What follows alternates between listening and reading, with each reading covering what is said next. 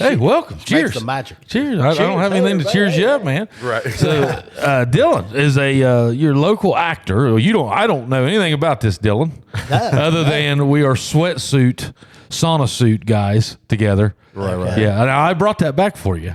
Oh, you did? Yeah, well, you weren't going to do it, remember? And then I started doing it last year, and you're like, you know what? I'm going to break out my sauna suit. Right. I was like, it's getting too much, and I saw you do it, and I'm like, I can't let this guy beat me. What the hell? I can't let him beat me out. Come on now. So I put that bitch back on, and I'm like, all right, time to die. So I knew you for like a year, and then just now, as of recent, found out that you're an actor.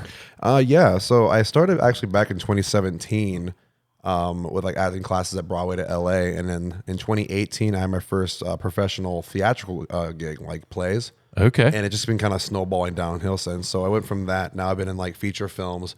I've worked with John Fiore from The Sopranos, and coming up with a new film. We'll get into that in a minute. But no, it's been like a really cool roller coaster that I thought I'd never ever get into. Yeah. And it was actually one of I got into it because one, I was in like a bad place and all that, and people say acting saved my life, which it did. It helped me get my emotions in check, and I got into AV prep. And my friend told me, "What do you want to do?" And I said, "I want to do this acting thing." And he said, "Well, go ahead and chase it." So that's what I did. I just full sent it, and I haven't looked back since. So did you have this goal whenever you were like a little kid? Like, is this something like, did you go to high school plays or ever go to like the musicals in the school and say, man, I got to do that. I got to get up on stage, or, did you ever have that itch to be in the spotlight? I mean, when did all that start? Where did you grow up? I don't know even that about So I grew up in Tampa, Florida. Okay. And did I ever want to do plays? Hell no. So I was a high school athlete. I played football for 13 years. Okay. So that was what I wanted to do as a kid. Like every kid. Yeah. Especially in like Florida, it's a big football state. A bunch of D1 schools, and so I wanted to do that for the longest time, and I didn't really get into it until after high school. I went in the military for a little bit and got out due to a medical uncharacterized discharge.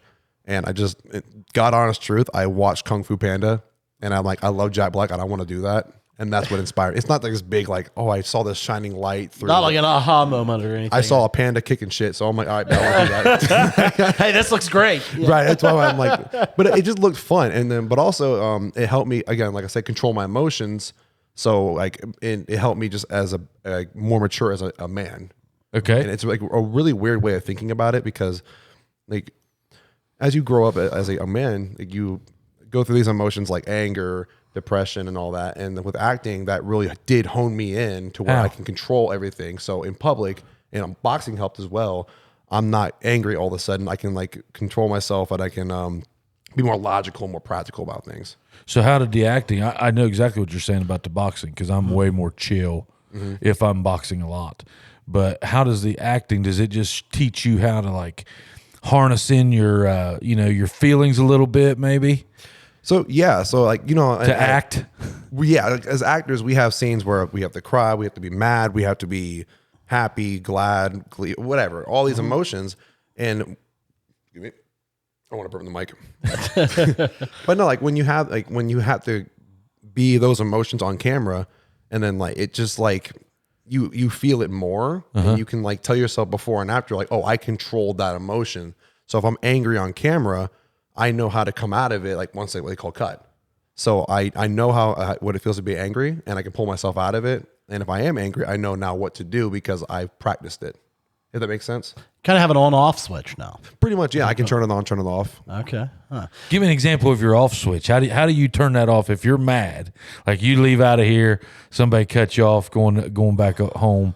How are you going to just and you're just going back away from it? How are you going to do that? How are you going to turn it off? So now what I do is like I have a lot to lose when it comes just as a person, like what I've built for myself and all that. So, but to turn it off, if someone's getting in my face, for one, I'm like, listen, dude, I know how to fight. I don't want to go to jail. So, no, just turning it off. I just like think about the bigger picture in life. And that's just throughout the years, again, with acting and boxing, it's really matured me. And I'm actually very grateful for both of them. Yeah. But yeah, like, if I'm mad, I think about like everything I've done, or I just think, okay, it's not worth it. Yeah. Like, some things where a bunch of kids, even kids my age now, they want to get all bowed up and want to fight. But I'm like, well, what is it worth it though? Like, what's the end? Yeah, why? What's going to come out of this? You're going to go to jail. And God forbid you hit them wrong, they die. Now you got a murder charge. So it's just like I think about it. Like I think more logically now. I'm like, okay, that's not worth it. Yeah. I'd rather walk away, go home, and then get up the next day than wake up in a jail cell, or worse, I could be dead. Yeah, it could happen to you. So it's almost like an emotional maturity thing. Yeah, very much. I mean, so I gotta ask you. You touched on it there briefly, but before we get into the different movies and stuff, you said, "All right, I'm going to go full send it here. I'm going to do the whole thing. Like I need to get into it." How living in this area or whatever?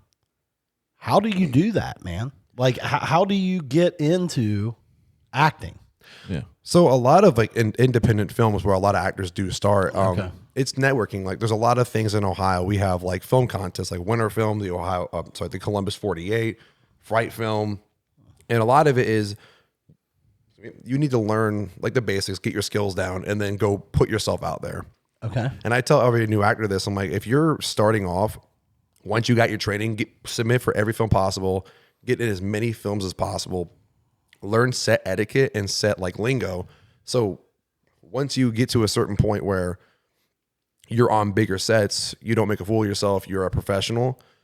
But it's pretty much just networking. Like once you meet somebody, get their Instagram, get their Facebook, because you never know. Like I might meet somebody and then I might not see him for like 2 months, but then I'm on another project and they fit that role perfectly. And if I like it, they are a good person to work with, I'll recommend them and they get the role. Okay. So it's a giant network of film. And it's also, I have an agent. And you're hoping that people are doing that for you as well. Right. It's kind of, scratch my back, I scratch your back kind of thing. Yeah. And I have an agent in Columbus, Havent Talent, Yeah. who gets like commercial gigs and all that stuff. And I've traveled to, and one of my friends from Columbus went to New York, got me on a film out there, Michigan, Chicago. And it's just been going ever since. You just meet new people and you keep those connections going, and eventually it just keeps going. So did you, when you were first starting this, when you started chasing it, did you start off with like, hey man, I got to get, I don't know, like some kind of education in this? Like, did you go to an acting coach or, So when I first started, I had no idea like what to do.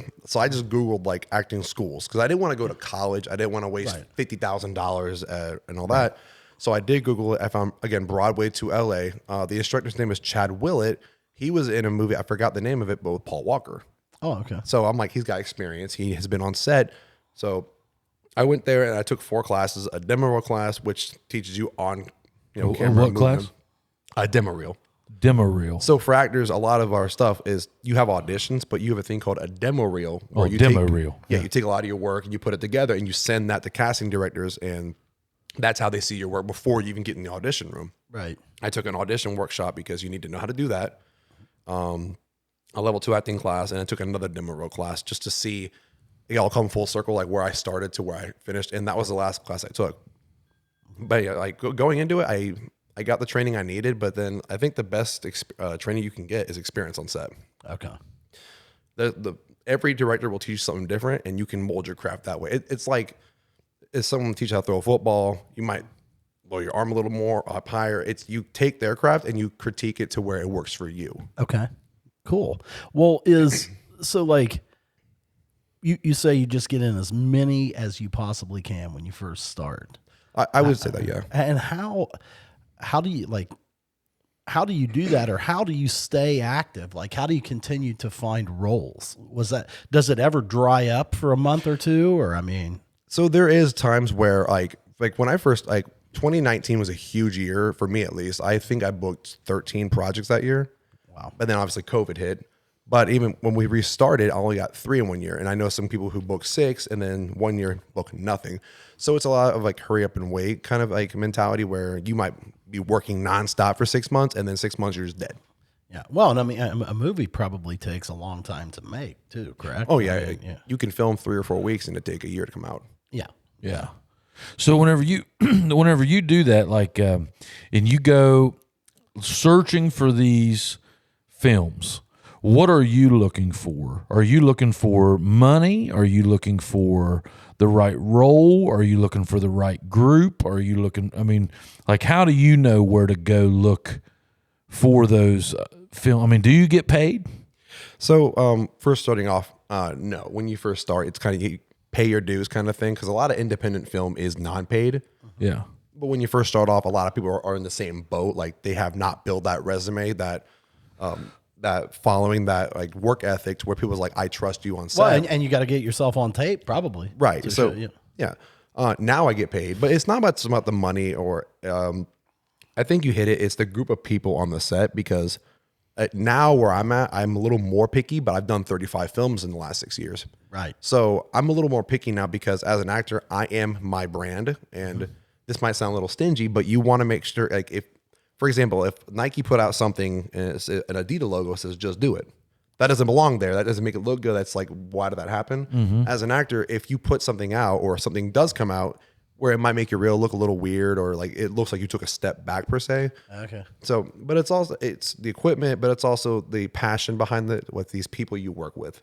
If they're not passionate about the project, if the script's kind of half-assed, I'm not going to do it. It's not because I think they're bad filmmakers. It's because I'm not on the same like level with them mentally. I take this very seriously, and if I work with you, I expect you to do it the same way. We can have fun on set by all means, but don't come on set and not take it seriously when a lot of us, like we do this, so like this is our passion. This is what we want to do with our lives. So that's, I guess, what I'm looking for is that passion behind it. So, I mean, how do you know whenever you found it? I mean, what if you apply for something? Do you apply, I guess? Do you have to apply or do you just try out or do they have auditions? How's that work? So there's so it's kind of both. There is auditions. Like if it's a new filmmaker, you audition. Sometimes people ask you to come back without even auditioning.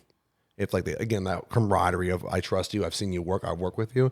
Now, there have been times where I have auditioned for something, it looked good, but one of my friends who work with them says, hey, this guy's a shithead, don't work with them because they don't have good editing, they make inappropriate jokes on set, they don't take this seriously. The film will take 3 years to come out, and I'm like, okay, well, that's not what I want. So I would just turn the cheek and go somewhere else. Oh my goodness. Just finished up with one of our favorite stops after football. McDonald's. That's right. Thank you, Brad and Sarah Munn, and all of our local McDonald's restaurants for being great sponsors here at the Chubbies. Chubbies, I still want to know how many points you got. I've got more of them tonight. Go to McDonald's. Help out Brad and Sarah Munn. They sure help out our communities. Thanks, Brad and Sarah.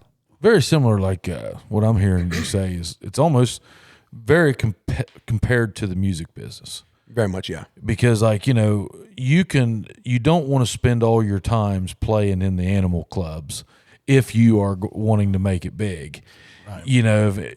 It's kind of the same thing. You don't want to spend all your time with just these small label independent film people if they're not the right fit for your overall goal.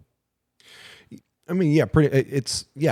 I mean, that's how everybody gets there, but there has to be a stepping stone somewhere. Like, so what are you thinking in the long run is going to happen? Like, are you thinking that whenever you do that somebody's going to call? Like, will they call you out of that? Do you have to go? Will you search Hollywood? Will you search the roles that are coming out? And I mean, are you just flooding them with emails? I mean, how are you getting in? Like, if another Meet the Parents or something comes out, or whatever kind of films you like. How are you going to dive into that? So, demo reel, obviously. Well, I mean, yeah, the better the reel you have, that's the first thing they see. Like when you submit is your demo reel, they might not even look at your like highlight tape. Yeah, pretty much. Like when you're recruiting a college athlete, you look at their highlight tape before you even talk to them, before you look at their GPA, all that. When it comes to Hollywood, it's a little more intricate to get into, I would say, Hollywood than people think. Oh, you just go on camera and ABC, you're done. But they forgot about D through Z. To get into these bigger productions, obviously, you got to work on big production sets, and that's through networking. Like my one friend got into a Keanu Reeves film by just knowing somebody that knew someone that needed a role filled, and he looked like it. I'd say you get to a certain level, and they're like, "All right, guys, who do we know?" I mean, yeah, because like if you think of like independent film. When we audition, it's like maybe 50 people per role. Hollywood, thousands and thousands and thousands, and that might take weeks to fill one role. So they're like, if we know someone, get them in here. I could be wrong. I'm not in the Hollywood circuit. I'm in the independent circuit. But again, to answer your question, this is networking, and then just keep doing what you're doing, work, and it's going to take a while. Some actors have been doing it for 20 years and still are not there. Yeah. But they have success though. So, But, so where are you on the hierarchy right now? Are you still like in the major league networking phase, or are you pretty established to where you're starting to get a lot of calls? I kind of in the middle. Like, I mean, you never stop not networking, or how do you word that? You always network, even if you're at the top. You always network with some people. Yeah. Where I'm at right now, I have been getting calls recently with this most recent production I got announced. I've gotten 2 calls already by just being announced on this film with who's attached to it. Okay. Because if I'm attached to it and they have big stars, I'm in that film.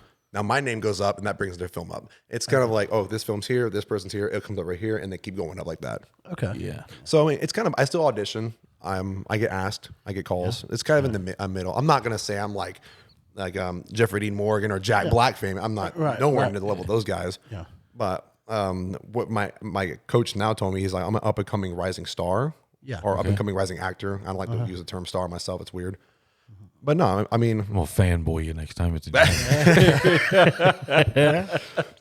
but no, I think I'm up and coming right now, and it's just How old because are you, Dylan? I'm 26, about to be 27. Oh yeah, you're right you're right in the prime. In the wheelhouse there, man. Yeah, you got plenty of time. I'm So like you. I mean, so you've said 35 in the last 6 years with COVID.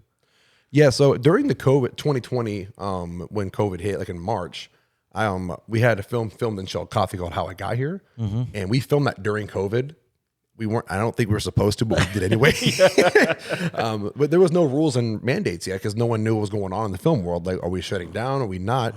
And we had all this planned out. And I was a producer and an actor and a writer on that. I'm like, if everyone's comfortable with going forward, let's go forward. And I think we were one of the only 5 movies filmed in COVID in Ohio that year, and we were the only one to get done. And no one got sick. So you produced, wrote, and acted in that. Yes, sir. Wow. So you were busy. I mean, how much time is that taken up? I mean, to even just the practice of going and doing your part. How long is most of that? I mean, obviously, if you're just in certain sets or you're an extra, you're probably going to go ahead and do your set and then you're going to leave, and then they'll never see you again. But if you're a main role in that movie, I mean, how long do these things take? So with it being independent with a low budget and during COVID, we did weekends only, and it took us about 4 months to shoot. It was You did weekends only. yeah, Saturday, Sundays only. Actors came down Friday night and they left Monday morning. Wow. I'm from here, so it wasn't like hard for me. Yeah, We had someone from Georgia come in. We had Every week for 4 months. well every weekend, yeah, for like well they had like I believe 2.5, but still it's like 10 days. And they paid for all that. They paid for it, and then production took care of the other half. So yeah. Okay. So production in a movie, what does production do? Whenever you see producer, I know what it does in the music business. It kind of just puts it all together. Is that the same thing that the producer's doing in the movie? Are they overall in charge of edits, overall in charge of scenes, overall in charge of the layout of that movie? I mean, how's that work? So we have producers and executive producers. Executive producers, that's what I was. We put the funding into it. Our producers, The funding. yeah, like we put the money into it. Okay. And then producers kind of like make sure sets go good. They they take care of food orders. They take care of they run the makeup department, the wardrobe department. They make sure everything's smooth. I did both. Okay. So, Yeah. but again, it was kind of hard to get a full team. Not because no one wanted to work with us, but it was during COVID. No one wanted to do anything, so we had to get people who were essentially not afraid to do something and To do as much as they could. right. But no, so producers in film, they just make sure it's same with music, but they don't edit, but they just make sure things go smooth. Once the funding hits, they put it towards certain departments, like what they need, make sure they got what they need. Make sure actors are taken care of, housing's taken care of. The job is tiring, but it's very rewarding once you see the film on the big screen. Yeah. So Dylan, tell me this. I get the gist that like a lot of actors wear a lot of hats. So like you're an actor by profession, but you're also not afraid to be a screenwriter, a producer. Is that pretty common that people will kind of switch roles, or is there one that you like better than another? So actors actually do more than just act, and it's because like if you're an actor, that's your main thing you want to do. That's your niche. Sure. That's your profession. Cool. Right. I find writing to be my secondary one. I love writing stories. like my friend's also an assistant director. What I've done so far is act, write, direct, produce, assistant direct, grip, with lighting. I've run sound. Actors do that because if they're not acting, they can get on set and still make money. Okay. So what the rule is, what I've heard was be on set as a crew member, and that's your like 9 to 5. And then when you get the acting gig, then you can go do that. Okay. And you're always, again, you just keep yourself working. And it's probably good to do each of those things and have a greater understanding of the craft in general. Yeah. I mean, oh yeah, and you get a newfound respect for crew members too, because new actors are like, oh, they're on set for maybe 3 hours for the day. They go back to the hotel. Crew's on the set for like 13, 14 hours a day. They get 1-2 breaks, and they got to do it like 6 days a week, 1 day off, and they keep doing it for like a month. How are you keeping a track on or keeping up to date with like the cameras and the? Because I mean, man, to me, that's the game changer. I mean, these cameras and editing software and things have just come so far in the last, especially 5-10 years. I mean, maybe before, I mean, you know, from COVID till now, and then there was before that. But I mean, man, this stuff anymore is just insane. How are you keeping up with all that? So personally, I have my own camera. It's a Blackmagic Pocket Cinema camera. It shoots in 6K. That's what I use. It's very affordable. It's like, I think now $2,000 might seem expensive to people not in film. Yeah. But when you got these like Reds and Aries, they're like $15,000 to $34,000 just for the camera, not lenses included, not batteries. So the cameras that I would recommend to people, if you can afford it, is like Red Gemini. Those are a lot of cameras used in like Hollywood sets. But if you're starting off, Sony A7 III is a pretty good camera. Blackmagic Pocket, they're both like around $2,000, and you can get lenses pretty cheap. Because you got to start somewhere. If you got no money, you need something on a budget, you start with that. And as you make more money, you go forward and you just upgrade your equipment as you go. Like, I have a friend now who started on Sony. Now he's got like 2 or 3 Red cameras. Yeah. So you start somewhere. What kind of budget are you guys doing on these films? I mean, or does everybody just bring what you got? So some films are like no budget, and then I think the biggest budget I've worked on is the one coming out that I'll get into in a second. Right now, our Indiegogo, which is like a crowd sourcing campaign where audience can buy perks. We use the funds to make the film, and then later when the film releases, you get like, let's say you bought a T-shirt, you get the T-shirt later, like stuff like that. We are at $77,000 right now. Oh wow! Yeah, and I don't know. So what's this called? So this film is called The Boy from Below. Okay. So this film is made by a filmmaker called Tory Jones. His name is his name is Tory Jones. I can't talk apparently. He's based out of Kentucky, and this is actually kind of a reimagining of his first film he made called The Wicked One. So The Wicked One and The Wicked Ones, both the films on Tubi. If you want to watch it, go check it out. Support my boy. So The Wicked One was a tribute to Halloween. Okay. Because I think anybody who's a fan of horror knows Michael Myers is like on the throne of slashers. I think John Carpenter created the most like immaculate slasher. So it was kind of a tribute to that. And then he had the idea, this is his last horror film. Why not go back to what made him the most money, made him the most popular, and reboot The Wicked One, now who's now called The Boy. And this film is take place, I believe, in like the late 1990s in a video store, like a VHS shop. And I haven't really seen that been done in a while in horror film. So the film right now is doing pretty good. We have some stars, and I'll get it. So the first one I'll say, her name is Leah Voicey. She's the Clown Cafe girl from Terrifier 2, the one that caught on fire. You have no clue who that is. we have Felissa Rose from Sleepaway Camp. Okay. And then the next, we have Chaney Morrow from Haunt. We have Dee Wallace, who is from Cujo, E.T., Rob Zombie's Halloween, Lords of Salem. Like, her resume with horror film is just like, it blows my mind away. And she has been in all these films, and I'm like, okay. So what brought her to? Is this being done in Chillicothe? No, this is being done in Kentucky. Okay, so it's being filmed in Kentucky, right? And then the next two, who I think people want to know, is Tommy Lee Wallace, who worked with John Carpenter on Halloween 1 and 3. He's actually the creator of The Mask of Michael Myers. And he's in the movie too. Oh, okay. And the fifth celebrity we have is actually a rock and roll legend, Richie Ramone from the Ramones. Oh, yeah. Oh, my. Yeah, so when I saw these 5 people announced, and I'm like, holy shit. Yeah. I'm like, oh my Lord, this film is juiced up. Oh, yeah, like the cast is insane. Then we have other... So this is the next level for you. This is the biggest film I've done in my career so far, and I'm really excited. We start production, I believe, late March going into April. And we're actually on the back end of our funding right now. Like, I think February 1st, our crowdsourcing ends. So anybody who wants to sponsor and invest or go to Indiegogo and support, that's the cutoff. But yeah, no, that's we have other stars in there too, people up and coming. Spencer Madison, who's the lead, she was in a film recently called Phantom Fun World. They also did the same thing. They have they write, direct, and produce, AD, act. They did 2 quick shorts recently called Cold Feet and Rabbit Season. We just wrapped that one last weekend, I believe. Okay.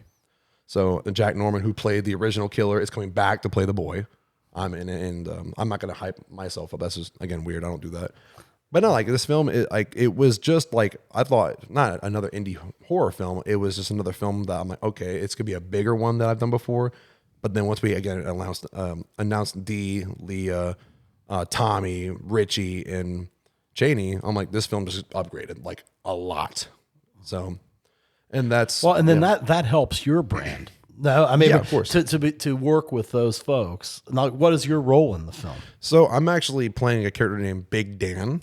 Big Dan. Yeah, so more of a comedic relief. This is also a challenge for me because the roles I'm so used to are like military cop, very serious, dramatic roles. Okay. This dude is the biggest pretentious douche I've ever seen in my life. I'm not playing, like, I'm not gonna spoil. I got the script on my phone. I'm not gonna spoil nothing, but this dude is like, he's such a dick. Like, yeah. But it's in a funny way. It's like he's one of those, like, says the wrong thing at the wrong time, and everyone's like, dude, what the fuck? But, yeah. but he, I auditioned for him because it is a different character I've never played. And when I got the part, and I'm like, cool, I read the script, and he's probably going to be one of the most favorite characters I've ever played so far. Okay.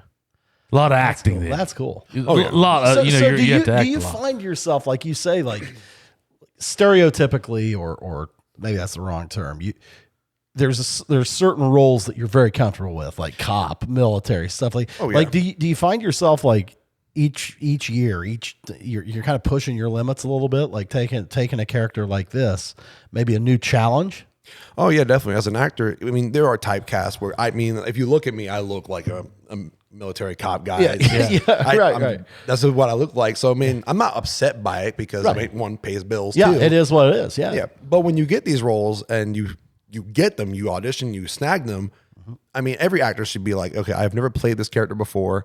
I need to up my levels to get to the next level. So you got to go out for them. Right. Okay. Even if you think you don't look like it, you never know what the casting director is going to say until you do it. Have you ever gotten a script and like read it and looked at it and thought, oh man, I don't know if I'm cut out for this one? I mean, I don't think I ever say I'm not cut out for it. There's definitely intimidation where I'm like, if I see something in there, I'm like, oh shit, I've never done it before. I go straight to my coach and I'm like, hey, I need to work on this because I'm not going to show up to set and not be prepared. That's just something I refuse to do. Now, back to your coach. We talked about that, how you took some of the classes there and everything first. How often do you work with your coach? As often as I can. His name is actually Michael Armstrong. He was in the Martin Lawrence TV show. He voiced on Dexter's Laboratory. Oh, okay. So he's very seasoned. Any chance, like before an audition, I go talk to him. Okay. If I have questions, and if I don't have questions, I just run it by him because he'll give me 40. He did stand-up comedy for 18 years. He'll give me 40 years plus of experience and knowledge that I'm not seeing. Okay. So as much as I possibly can. Okay. Did you ever do any like plays or anything to get warmed up with this? Or I mean, will you still do those? Because I'm thinking there's a local thing here. I think it's called Apple Players or Apple City Players, something like that. And they have some cool stuff that goes on. Me and my wife, we go watch it. And I guess, but I'm thinking that is in the back of my mind when I'm talking to you. But really, you're not doing that at all. You're getting filmed. Like, I mean, it's just a different. I mean, it's like being in high school band versus playing in a rock band. It's just they're both music. Like you're not really doing any stage acting then, correct? I haven't. Like when I first started at this stage, I've done like 7 plays. I did one last year. Like if I have a dry spell of no film, I do a play, and that's just to keep me sharp. And I do enjoy theater. The last one, it probably does sharpen the saw. I think a lot of right? guys a little bit different craft. I think a lot of actors do it in New York too, don't they? Like they'll just jump on Broadway just to hang out. Well, I mean, it changes the dynamic, man. It's live. Yeah. I mean, there ain't no cuts. Film actors, there's no cuts. You got to get that theater down. But now the last play I did, again, another challenge for me was a civil rights play called Clash of Colors. It was a local playwright in Columbus named Ariel Wiles. and I played a freedom fighter. I forgot the damn name. Okay. But no, I played a good white dude back in the 1960s. You play a good white We're dude. always rooting for the good white dudes. Yeah. Well, everybody's got us thinking that there was stuff back in the 60s. Yeah. I was not an asshole. Yeah. But no, like the play starts. It starts in the late 50s, and then they had a little time jump to where like I walked into an all black church where they had like the civil rights office and all that. And my character's whole thing was my parents raised me to treat everyone equal. I want to join civil rights movement. But in that entire play, my character, he realizes like what he's ignorant to is what black people went through during civil rights, because a lot of white people didn't get to go in their shoes, obviously. Right. And there's moments in the play where he was like, he's finally realizing it from a different light. And he's like, oh shit, this is some complete fucked up crap. And at the end of the play, he fully gets immersed in like to what black people went through during civil rights. That's what that play was about. So I don't know if there's a recording of it though. If there is, I would love to show people that. That was a phenomenal play. Huh. Did you see that one that was called The Holler that was down here? I don't think I have. Nicole Regal produced it, I think. I think she was a producer. She's from here. I think it did pretty well in that independent film. Didn't some of that get filmed in Chillicothe as well? A lot of it. Yeah, it got filmed. And here. Yeah, the Mead. Yeah. And then down here. Yeah. That was kind of like our local or our first taste of a independent film. But I tell you, I think this independent film stuff is growing. Oh God, it's growing, and especially when we had that SAG strike. I don't know a lot what of that means. indie SAGs are Screen Actors Guild. Yeah. Them and the Writers Guild, they went on strike because of unfair pay from Hollywood producers. But it was like a 6 month to 9 months. I think writers was 6 to 7, actors was same time. During that though, independent film, they were still going because we're not part of the guild or the union. Yeah. And there was so many indie films that went on Tubi and all that. Well, I mean, you take your average, theater movie, or big box office movie that's produced. I mean, it's just produced so well. They have all the tools. The money's been dumped into it.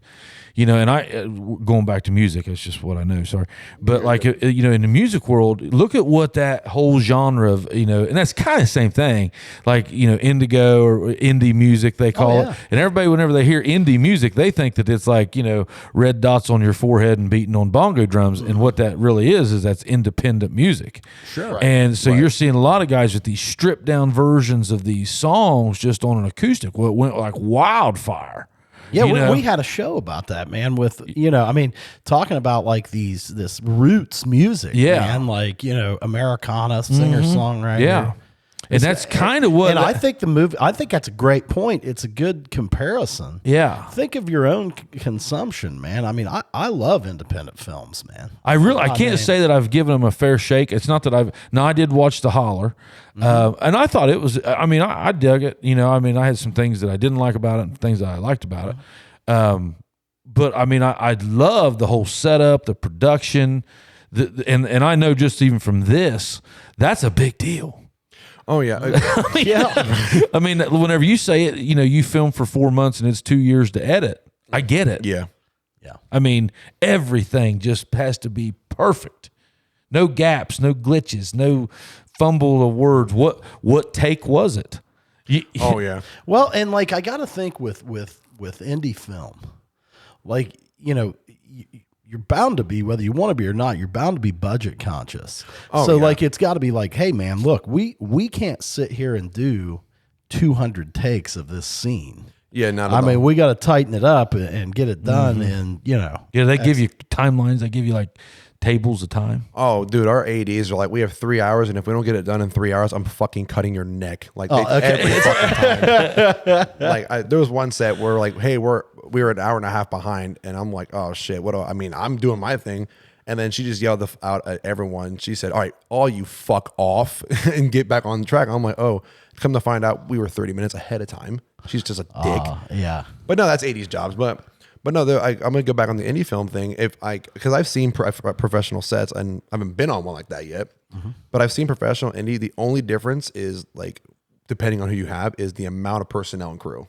Other than that, like I've seen indie filmmakers in Ohio and New York have the same camera, same sound, everything. It's just they have the lack of people. And if you go on Letterboxd, there's an app that reviews a lot of film, and a lot of indie film get reviewed on it. There are so many reviews that says phenomenal movie, but I can see what the budget cut was made. Okay. And that's the sad part about indie film. There's so many good ideas in indie film. Yeah. It's just they don't have the budget for it. And can you pick out like, oh man, here's where they had to cut corners? Oh yeah. Okay. You probably could do that now You think so? after this. After our editing, Because that there is some distinguishable differences that I've seen, and I'm just using 2 movies I've seen that are independent film, but I mean sound quality, just the overall video quality and the editing of the shot. camera angles, probably. The editing. Right. That's what I mean by editing of the shot. Just how quick, how did they do that? And a lot of that comes from, number one, you get what you pay for. Right. Yeah. Number 2, experience. I mean, the more, it's just like us, the more you edit these things, the better you get with them, and you're going to learn different tricks of the trade. And then about that time, they're going to come out with new software and totally screw your whole day up. So like when somebody says, all right, man, we're going to do an independent film. A guy has an idea. He has a screenplay or whatever. So then is there like a director that kind of says, all right, I'm taking this on. This is going to be my project. Hey, everybody. I want to talk to you about one of our special friends and friend of the program, Geiger Brothers Construction. Man, those guys have been with us since the start. Scott Massey, even though we're kind of hard on you sometimes, we sure do appreciate your sponsorship. And guys, if you own a commercial business and you need some contracting, engineering work, anything done, give those guys a call. 740-286-0800. Geiger Brothers. Thanks. So a lot of the times when people first start, like it could be a no budget film, it's just passion people. A lot of the times writers become the director. I mean, who better to direct the film than the guy who wrote it, what I mean? Right. But there are times like I wrote some and somebody else directed it. But no, depending on the director, like sometimes they'll be like, I love the script, I want to direct it. And then sometimes like, not for me. Or they'll be like, oh, the money's right, sure. Or the money's not right, but I really want to do it. And So are the directors getting paid to come to do it, or are they going to say, "Hey, look, man, I want to put my name on this film. I'm going to put this much money into it." both happen behind it. I've seen both. Okay. I've seen both happen Okay. where directors actually become producers because they really believe in it. Okay. And I've seen sometimes where like, just pay me. It's a job. Okay. It just depends on like who you get, because there are some guys who are like, I'm here for a job, but they're really fucking good at directing. They're really good. Yeah. And they just don't want to deal with anything else. I mean, Right. They want to come on, direct, and then go home. And then when it's being edited, they go in once a week, watch the scene. All right, I'm going home. See you next week. Yeah, they It's a just 9 to check 5 to off them. on 'em. Yeah. Those are the good ones. Yeah, they might seem like outlandishly like a dick, but it's like, man, damn, they're fucking good, man. Yeah. Like they know what They've they're earned, doing. they've earned their right. Oh, yeah. Yeah, that's Yeah. what Yeah. musicians are the same way. The person you see on stage on Saturday night typically ain't the guy on Monday. Oh, yeah, right. You know, they go in, they've got a stage persona that they have, and then it's a job, and they walk off, and there it is. Remember Blair Witch? Oh yeah. That- Blair Witch Project. That's probably the biggest. That's probably like the biggest success independent film ever, isn't it? Yeah, I think back then, I'm not sure what year it came out, but it was like a 15. 2001 probably. Was it 99. I thought it was the 90s. Is it? If Late it was, 90s, if it was 98 or 99. Well, I think the budget was like it could have been more than like $15,000-$20,000, and it blew up. It was like there's like only a few independent films that have done that. It's that one and Terrifier 2. Like Terrifier 2 had a $250,000 budget, and in the box office they made like $15 million. Really? Wonder what Blair Witch grossed. I mean, it's still making money today, so I mean, I can imagine. So where's that money number's not going? Final. Probably whoever produced Produced producers.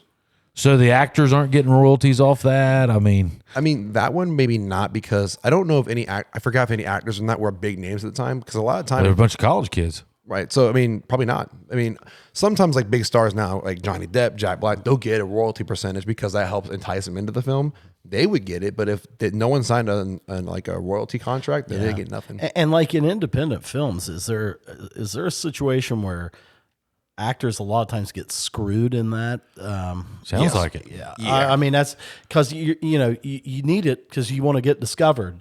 But like I can see some guys getting hosed. You can't make a movie without a end. producer, but you can't make a movie without an actor either. Right. Like every position's so key, and there have been times where like, if a film blows up, and when I mean blow up, it's like, let's say it makes $75,000. That's pretty good for an independent film.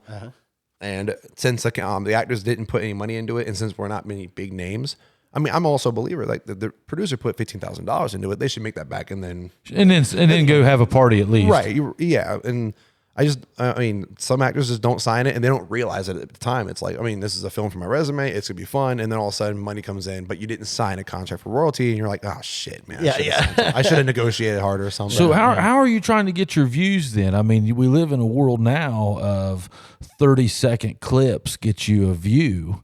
You know, so how are you trying? Are you guys trying to build an audience of independent films, or are you trying to take that movie and shoot it out there and see if it sticks or see if it hits something?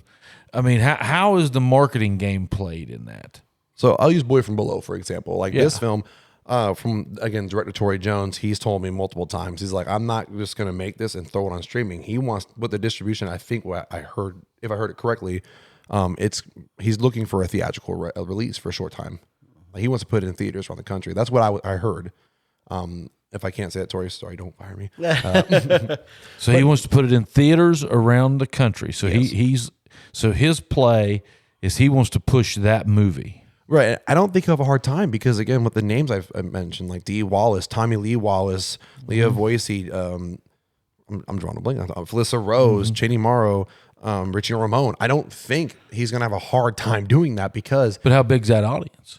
Oh, Dee Wallace has got a huge following, and it might be independent or just horror film, but her following is massive. Leah Voisey, again, from Terrifier 2. So there's a whole group of people that just follow these actors. Yes, and Leah is such a big up-and-coming star, too. Like, again, Terrifier 2, she was actually, I don't know if you play video games, but she was a very small role in the Five Nights at Freddy's Security Breach game.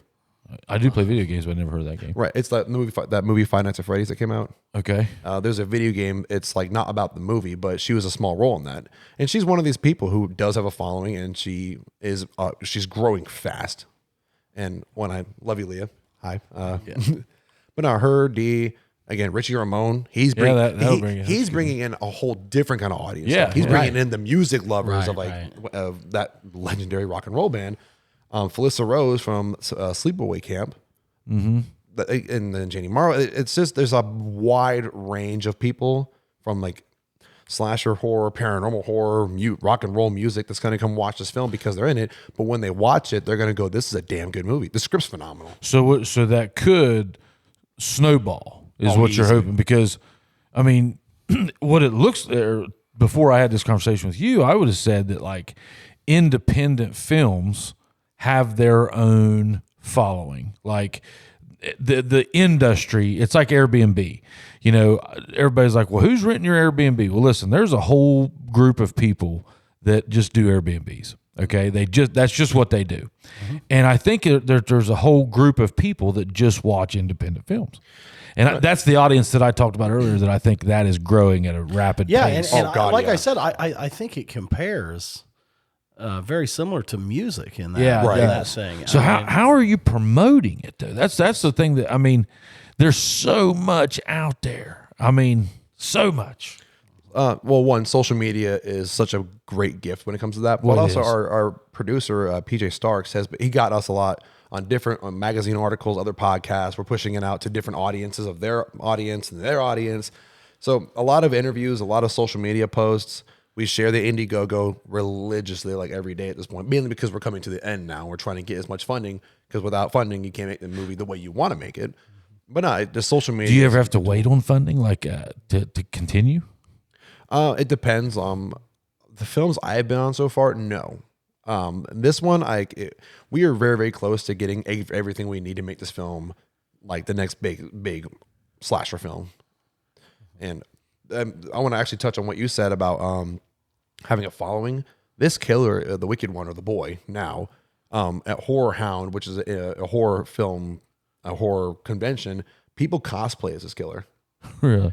Like the director told me, he said he was at his panel, which was like a fun helping get funding for your film panel. He saw 3 dudes walk in as the Wicked One or the boy and just like wave at him or some shit. It's a scarecrow mask. Here, I'll show you a photo of it. Yes, I need you to send that to me too. That way we can put it on the show. Yeah, I got you.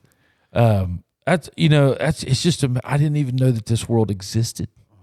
I mean, you probably did. Yeah. I used to watch the Independent Film Channel a lot. You know? Really? Yeah. Oh, that's the mask? It's a scarecrow mask. Scarecrow mask? Yeah. I'm going to text that to me if you don't care. Sure. You mean we do it for you? Yeah. Like I do. Let me see it before we put that down there. Oh, sweet. Dude, it's terrifying. Yeah. But no, I'll send you photos, whatever you need for that. Yeah, yeah. And I need the blue. What's this movie called? The Boy from Below. The Boy from Below. Right. The Boy from Below. Okay. And it's what part of Kentucky? Louisville area, I believe. Okay. There's Louisville and like, what the hell is right below Cincinnati? What the hell is that one called? Is that Lexington. Louisville? Lexington, that one. Yeah. Yeah, jumping in between the two. Huh. It just seems like it would be fun as hell. Oh yeah. I mean, also the filmmakers and the actors are part of this. Like we have an actress from Hawaii coming out. We have one from LA coming out. We have people from Ohio, Kentucky people. People from all over the country are coming for this film because of what it is. So I'm very excited for it. And it is fun. Making film in general is fun, but making horror film is really fucking fun. Yeah. When do you think the release date will be? Is there any tentative dates you think, or Depending on funding, I heard they want to rush this for this fall. Like a Halloween, okay. maybe a Halloween time. Halloween. You don't want, you don't. And if you miss that one, you know what? You might just wait till the next one. Right. I mean, You don't want to rush things. I think it's this fall or next spring, one of the two. I think it's when the conventions happen, and that's where they're going to premiere it and all that. Yeah, a good horror movie. Halloween's good and all, but I mean, Perfect time. But you got a lot of people watching other films during Halloween. well, and then too. Right. aren't there a lot? Isn't there like a independent film festival circuit? Oh yeah, there's Or like the horror, like horrible. I can't say the word horror at all. That's not saying horror. Horrible. There's that one. There's a lot of like horror film festivals out there. Yeah. But they're not as prominent as like LA Shorts and Vegas and all that. Sure. But it still gets your film attention and all that. So Yeah, you need to be taking reels, Dylan. What the hell you been? I see your Instagram. You ain't never shared no reels of you over there doing that. I am the worst fucking guy with social media.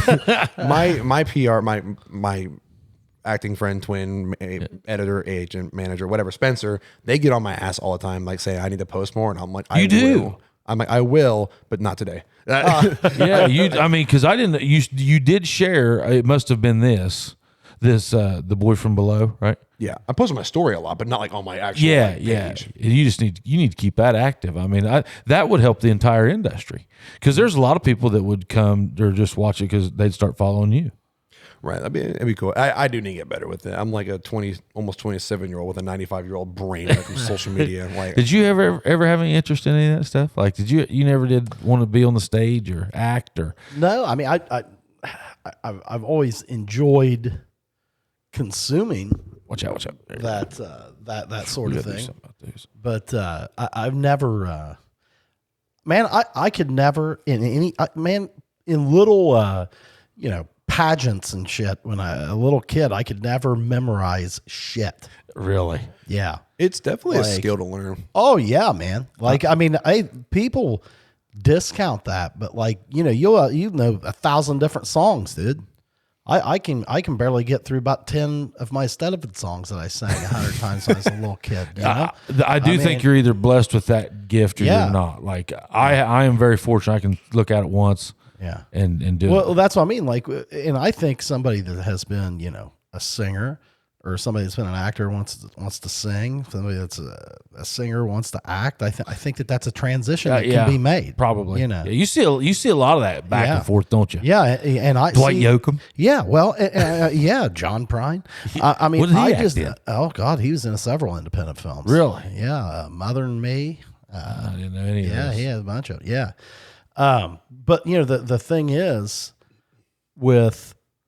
I just was a guy, I've never had a talent for that sort of thing. Yeah. So the fire was never lit with me. You just enjoyed them, which right. I enjoy watching them. I love watching live music. I love watching independent film, but I mean, man, dude, like you just know, I mean, you can't be a musician if you can't play an instrument or you can't sing. Yeah. That's cool, man. I kind of envy you now. Now, I don't think I would like the stage. I think that I would like the camera. The camera probably, but I don't think I look forward to following this, man. Yeah, I want to watch this. I want to see it. Taking a deep dive. Yeah. Right. I mean, we'll get back to the boy, but it's the stage, the camera is such a different. It's the same shit. It You're is, acting yeah. and memorizing lines. Yeah. But for camera, you can go cut. You're not gonna be shitting your pants from embarrassment. But on stage, there is no cut. There is no wait. What's my line? It's like you gotta fucking go. Like I did a play once where someone dropped a line and the entire stage got quiet for like 5 seconds, and I didn't almost shit. I saw my co-star almost shit themselves. So me and my friend Theo, who was the lead of the play, we just jumped in. We started bullshitting for like a minute straight. And I'm like, you know what? And I'm like, where's your mom? Which is this character. And she came in and we got back on track. So improv, you learn improv from theater too, which helps on camera. And probably nobody in the audience realized it. Oh hell, we were probably making the most inappropriate. It was a teen play and we were saying fucking shit all the time. I'm like, well, the director's like, why'd you do that? I'm like, no one was talking. I tell you, I'm impressed as hell. Have you ever went to one of these over here? Oh yeah. They're impressive as hell. They what do a great job. Yeah, they do. I was very impressed with the 2 or 3 that I've been to. And I'll tell you, there's a group in Nelsonville that does it, and there's one in Athens, and there's one in Chillicothe, and they put on like a lot of just productions like for kids and stuff. We've taken ours to many of those. Sure. I mean, it's a craft.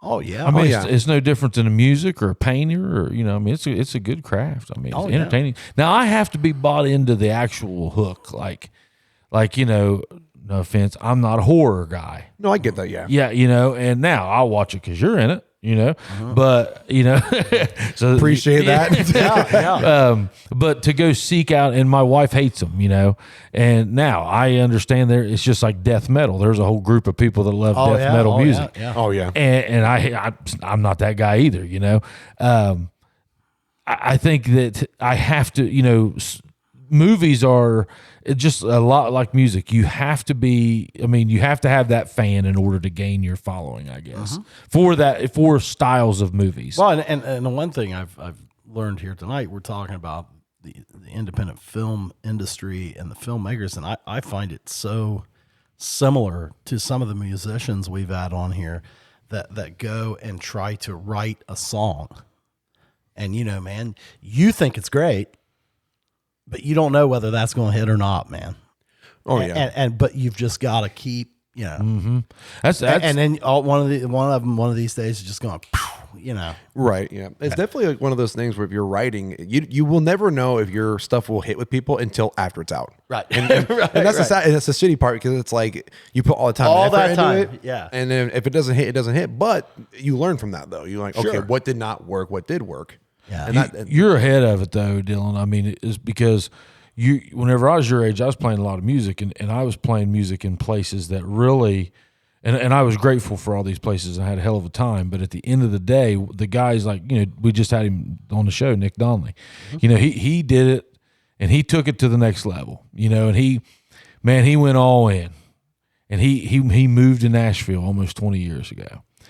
And I mean, he was a bartender and wrote songs. And I mean, he said 18 years on there. And I mean, no matter what you do, if you want to hit that pinnacle, you have to go all in, and you have to be doing it for a long time. That was probably the biggest, Donnelly has set the bar, as far as the music business goes around here. Well, he's one of the few that, in my opinion, he started early enough. Yeah, like him. Like, Dylan's right there in that wheelhouse. Yeah. I mean, you can't be a dude my age or hell, tough. even your age, and my say, age. hey, we're starting right now, You can, Yeah. but I think there's a difficulty factor. there's lots more. There's other things that play into it. You don't have kids, do you? No. Yeah.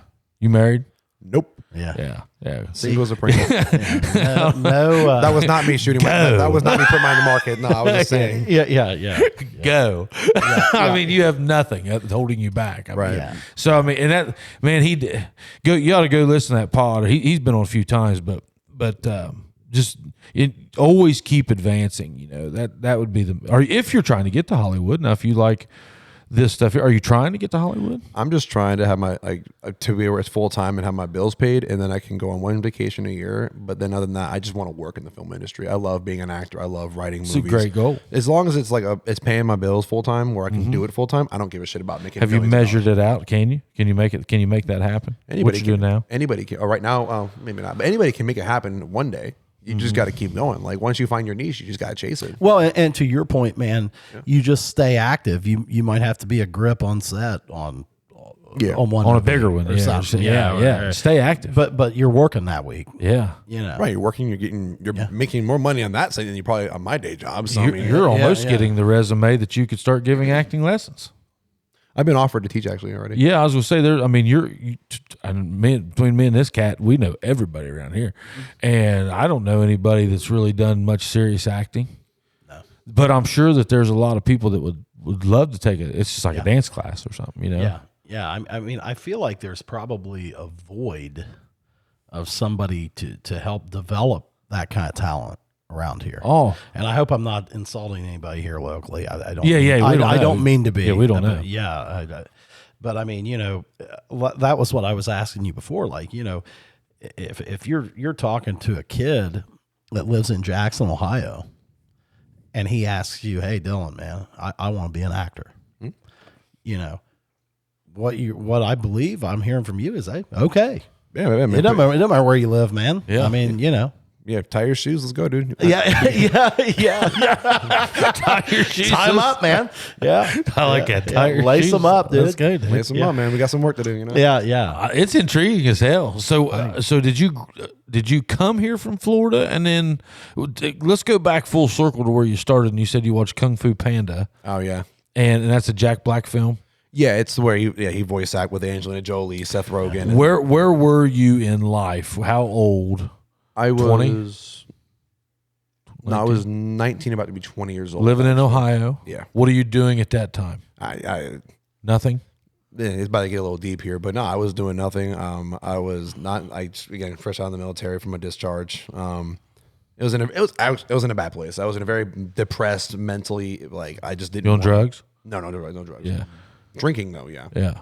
But no, I was just in a bad place, and I watched that, and I don't know what it was, but something in my brain and in my heart just clicked, and I'm like, I want to do that, even if I don't like it, I want to try it. That's what my mindset was. Right. Then I took a class and got in front of the camera, and I'm like, and I knew this is what I meant to do. This is what I want to do in my life. It might be a long shot. I don't know what the fuck I'm doing right now, but I'm gonna make it. Damn it, I'm gonna. Well, I mean, I think that I admire the hell out of that, man, because I don't think that acting is like there's not some like blueprinted career path. I mean, you kind of got to just make your own way. Right? Harder than musician. Yeah. Because typically you got to learn how to play something. Right. You know, hey, you want to be in the music business, you better get to know some music. Right. Well, you ain't got nothing. Yeah, unless you have no. Hey, there's no cover tunes in acting. No. So, I mean, you know, man, and you had to do, I was just sitting here thinking while you were saying that, you know, to be able to make that call at age 19, 20. Yes, sir. Okay. That's pretty good. Yeah. I couldn't have. No. I mean, now there was things that I guess I never took the time at that age, did you, to say, what do I want to do? No. Do you think? I mean, they say you got to hit rock bottom before you can start coming back. Come up. Do you think that's what did it? I mean, at the end of the day, are you thankful for rock bottom right there? Oh yeah, I mean at the time I was just like, why me? You know, the whole typical like, why? What am I supposed to do? I'm so your life lost. just got jerked out from underneath right. you. Like I was dead set. I was going to the military. I was going to do my time in there. You know, get all that done, and then figure it out after that, and then find out what I want to do in there. And then I had some problems with my heart and all that. I'm good now, but. Yeah. Now I'm like, well, what the hell? Like now I'm sitting in my room where I was before, and I have no plan in life. I don't know what I want to do. I'm like, what the hell? Now looking back though, I'm grateful to God because that opened my eyes to something I never thought I wanted to do. I was just sitting there watching Kung Fu Panda. I was just bored out of my mind, and I watched it, and I'm like, you know what? Thank you. Yeah. You know? Now I've got something to do. I've got a path. Yeah, like this is what I want to do. And ever since then, I've never looked back. Yeah. Now there are times where you, again, as artists, musicians, and actors, you're like, man, is it going to work? Did I make the wrong call? Everyone has them because, again, sometimes you're just flatline 6 months, you're not doing anything. So I'm like, is this the right thing? And then you get that one role, you make a little money or not, you just have fun. You're like, okay, I'm back. You know, it's like a constant. Do you ever find yourself second guessing, even now, or do you feel like you've kind of blown through that now? And these last week, I think when COVID hit, it really, I was like, is it worth it? Am I meant to do this? I think last year was the last time I was like, is this real? And I, getting back on set this year, It's out of my head now. Like, Yeah. Even if I did question it, I was never gonna stop. Like, right, this right. makes me happy. Like, this makes Yeah. me genuinely the best version of me. Well, and I would imagine to be successful in the film industry, you must have to have a tremendous amount of passion for it.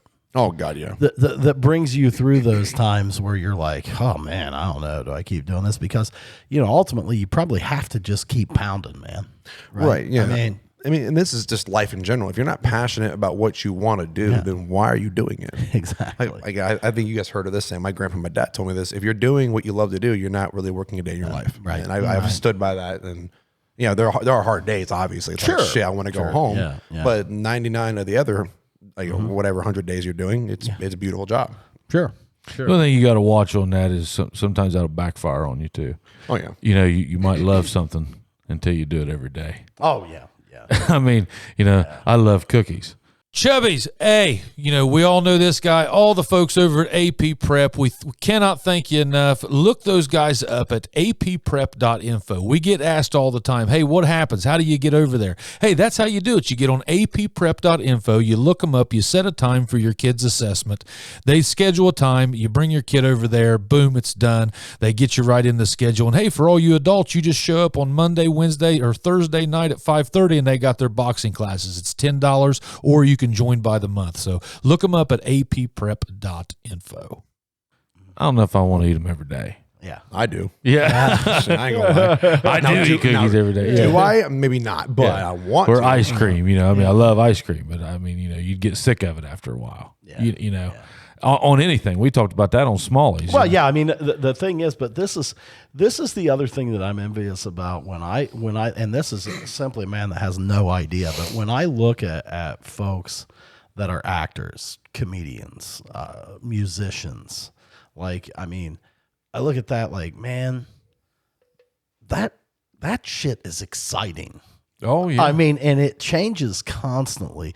Like, man, the problem we got, we get our age, man. Here I am sitting at 50, been doing, working at a career now for 30 years. Mm-hmm. And that shit does get boring. Mm-hmm.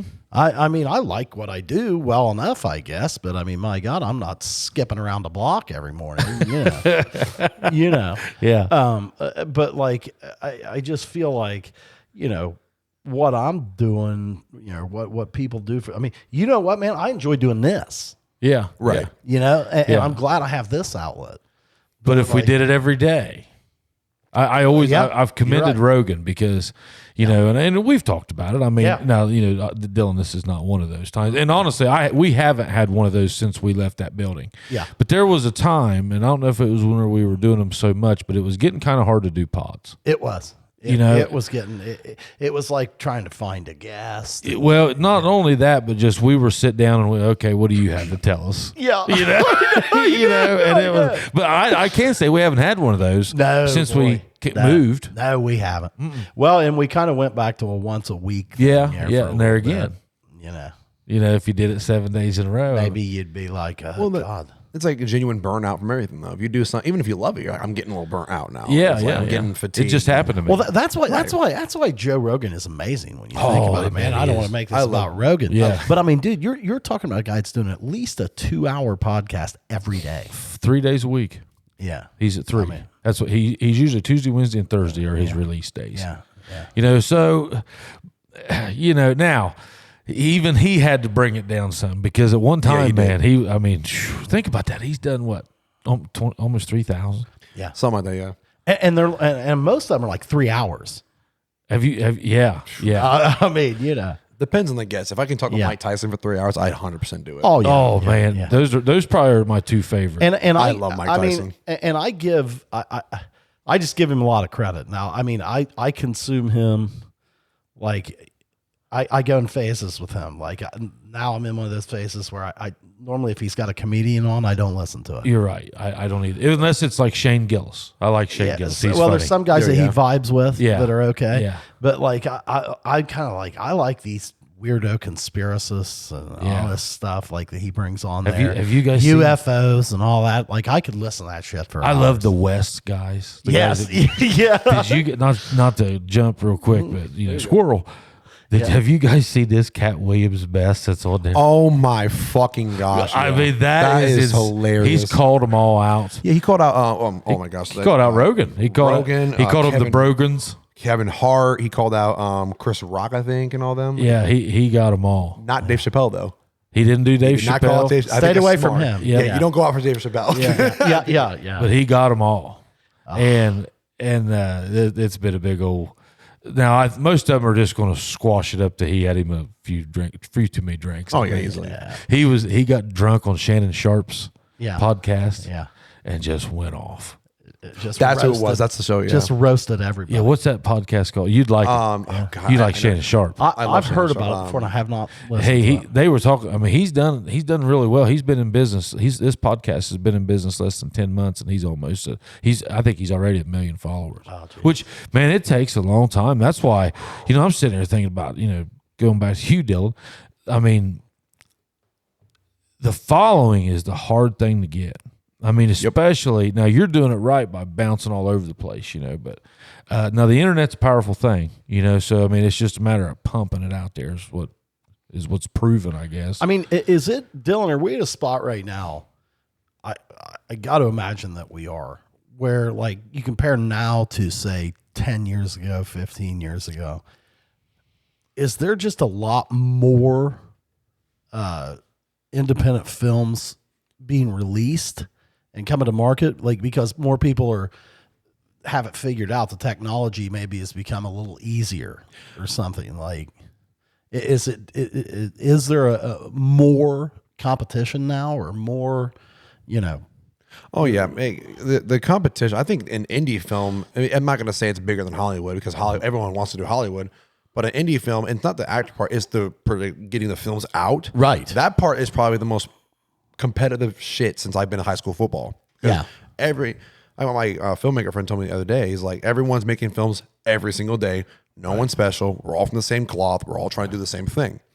So, I mean, yeah, with especially with technology, like the cameras Hollywood has, now we got them. Right. We have them now, like the sound, the camera, the lights, and everything. Like what they use, we got. Right. So there is no reason where it's like our films don't look as good. Now the only difference, budget cuts. Sure. If you gave an independent filmmaker $10 million, they will make a damn good film. Just like, let's say, The Whale or something like that. That was done at like $6 million. There's X amount of room, and whenever one of them goes, one of them comes up. Yeah. That's basically how it Yeah, pretty works. much. Like no, independent film, it's competitive, but it's a healthy competitive if you keep it that way. A lot of the independent filmmakers I work with, we're competitive. Like people are competitive. They want their movie to be at the top of the chart, but they also respect other indie filmmakers' work. They'll share their work too, because if I share yours, you share. It's kind of like, hey man, we're all in this thing together, right? Right, yeah. Like They're trying to build that whole. all boats rise with the tide. Right. Yeah, Now, some so- people are just like, well, fuck you. And I'm like, oh, fuck you. Yeah. But I mean, Well, I mean, every industry has assholes, man. Oh, I yeah. mean, Yeah, that's pretty cool, man. I think it's awesome. Yeah. I cannot wait. Boy, The boy. The Boy from Below. the boy from below, the boy from below. Starring horror icons Dee Wallace, Leah Voicey, Felissa Rose, Cheney Morrow. We have Richie Ramone in there. I'm missing somebody's damn name. I dude, where are they know going? who you're missing. Dylan Hughes. Yes. Yeah. So where can they find this at? Where can they go look? So if you want to follow our Facebook page, it's there. Call it The Boy from Below. And I'll send you the photo. You Yep, can put it up okay. if you want. Yeah. You can follow that. You get updates like almost every day, every other day when we move forward. Our Indiegogo is attached to it. If you want to get involved, there's like perks you can buy. I'm going to look at them right now just so I can tell you a few. And they're not like, So this is that app you were telling us about, yeah, let me get and that's how you support independent films. Yeah, a lot of filmmakers use Indiegogo as a source of like building revenue because, like, for example, like you can buy a Boy from Below T-shirt, and the funds you spend go to the film, and once the film's released, you get it back later. With a T-shirt. Yeah, So I don't get my T-shirt now, but after the film releases, Yes. now I've got stuff to wear with it. right. Like Fair enough. Yeah, there's like I'll point out some more popular ones like the Vortex Video Bundle, the Wicked Legacy Bundle. That one you get all three of these killers films: the Wicked Ones, and Boy from Below. We got the boy. So you make a donation of what to get that? So let me go through it. They can range from $10 all the way to $400. It depends on what you want, though. Like some perks cost more, some cost less. Like the horror icon Sounds right bundle. up your alley. Yeah. You like that? That stuff. Yeah. Like the horror icon bundle just released, and in that one you get a copy of The Boy from Below and the behind the scenes documentary of making it. All the horror icons will give an autograph. If you like music, you'll get Richie Ramone's autograph too. Okay. You get like posters, stickers, stuff like that, and all funds go towards supporting the film. That's the director Tori Jones always says this film is being created by the community because all the community is funding this film.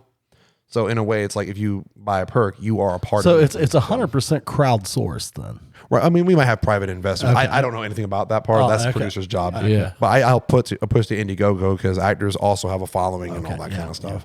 But yeah, if you can buy a perk for $15, $20, $150. The more you spend, the more you get. Do Obviously. you have a page or anything that people could follow? Yeah, the Boy from Below. Hold on, let me see if I can find it real quick. Do you have one on there? Like, Sorry? could they follow you as an Could actor? they follow you? Oh yeah. So I post on my Instagram. Okay. It's at Dylan_H_5. I post about Boy from Below like every day, every other day. Yeah, so just- you'll see updates constantly on that. Yeah. Like some perks we released, you can now buy the wardrobe of like the horror icons in the film if you wanted to. If you don't want to, that's fine. I mean, not everybody wants to buy clothes. Yeah. But now the bundles I think are the best way to go. You can even you can buy an associate producer perk. You can be a producer on the film. Your name's on the credits and everything. You get a signed Blu-ray. You get T-shirts, hoodies, all that kind of stuff. And that I got to look back at it. But yeah, That Instagram's been good, isn't it? mine. Yeah, well, just Instagram in general is just good for that. That's good for me. I'm better on Instagram because it's got posts, stories, and you can use more of it on that. Yeah. But for the Boy from Below, Facebook is probably the best one to follow for updates. Mainly because like they post every day, like anytime something happens, they post it. Yeah. So if you want to follow me, it's Dylan_H_5 on Instagram. On Facebook, it is the Boy from Below film or movie. We'll tag a link. Pictures right here. Yeah, we'll tag it on there. Yeah. Yeah, that'd be pretty cool. I mean, I don't think people even knew about that app that they could be a member of like that. I mean, that'd be just like that'd be something cool to do if you like that kind of thing. Sure, man. I mean, and it puts you even closer to these actors and producers. yeah. And I mean, if they see that you're a big donor on there, I mean, you might be able to call one of them up if you got something to pitch. Yeah. You'd be amazed big at the thing, yeah. guys I mean, it's unbelievable the guys that have come up to me, especially over the music years, and says, "Hey man, I've been writing this stuff. I'd like for you to take a look at it." There is a ton of guys. I'm speaking men. I'm sure women are do this way more often, but you would be amazed on the guys that have just written in their own private time, writing stories, writing songs, writing poetry. I mean, people do that a lot more than what people think. It doesn't get talked about enough, I don't think. Yeah. Right. Yeah. I agree with that. But there's a ton of guys that just write songs, or they're usually it's the guy that doesn't play anything, and they've turned out to just be more poetry. Yeah. I think there's a lot of hidden creativity out there, man, Mm-hmm. I do too. that people don't share. Yeah. I think a lot of people are afraid to share. Like, Yeah, I their agree. art. And it's. I mean, I get the fear. Or no you need know. to share. Right. I get like why they don't want to, why they're afraid to. But then once you do it, you're like, oh, I feel better. If that's good, great. If it's taken well, great. If not, well, you learn. And that's the thing. You have to learn how to. You're going to get some naysayers. If you share. I have naysayers all the damn time. It seems like. I mean, I'm not trying to say, oh, I'm this whatever. I mean, everyone, even like as artists, I'm pretty sure. When you make music and actors, we all have naysayers because there's that one motherfucker that just doesn't fuck with your shit. And it's okay, I don't care what you think. These people like it. Well, Yeah. you gotta learn to ignore put that. it out there, man. There's going to be haters everywhere. I mean, our show. I mean, hell, you throw something out on TikTok. I mean, there's some people that just sit there all day to troll. Do that. Did you see that there's a documentary or something coming out, and it's called the Troll or something. Have you seen this? It's probably an heard of indie it. film, and it has like this guy, and he's on his bed, and he's on 7 different like iOS devices or whatever, and all he's doing all night long is trolling people and saying shit to piss them off. on different accounts. Yeah. Just This is a fake. movie? Yeah, and they're going to make this movie about this guy's. Oh, what did this? And they're getting their rocks off from the notifications, and the interaction with people. They really enjoy pissing people off Getting in a fight with people on the internet. Yeah. Yeah. On the internet, You and won't fight in person though. no, well, I know, but keeping it real. The documentary is more about. I mean, typically these are just really weak people. I mean, Yeah. but they're getting. Can you imagine somebody that's grown up really weak and they get to feel that the rocks Oh my off? God. Yeah. And you're there. You're anonymous, basically. No one knows who you are. You can say whatever you want. Say whatever you want. Yeah. I love what Mike Tyson said though. It's like you got a plan to get punched in the The face. face. Kind of Yeah, thing. yeah, It's like yeah. you can talk the shit behind the camera to get punched in the face. Well, and at the end of the day, whenever they walk out that door, they're still going to feel that. oh yeah. If they're if they're that person. Yeah. You're a phony. Yeah. You can be bad in your bedroom. Yeah. Yeah. Yeah. Well, Dylan, man, I appreciate Hey, it. man, thanks for coming Best on. of That luck was to you. awesome. Look him up, Dylan or D Hughes _5. Dylan Hughes _5. Yeah, Sorry, I'd Dylan like H to. _5. I'd like to get a commitment from you right now, though, man. When the movie comes out, you got to come back on. Oh yeah, for sure. I'll definitely come back on here. And for the haters, it's the best podcast. So fuck them. Hey, this podcast. look us up. Hey, check out the new sweatshirt we got. We got. I don't have a hat on, but we got. I got to get some new gear. I Check do it too. out. Like We're and getting ready. subscribe. Yeah, we're going to put some new stuff on there. So see you. Peace.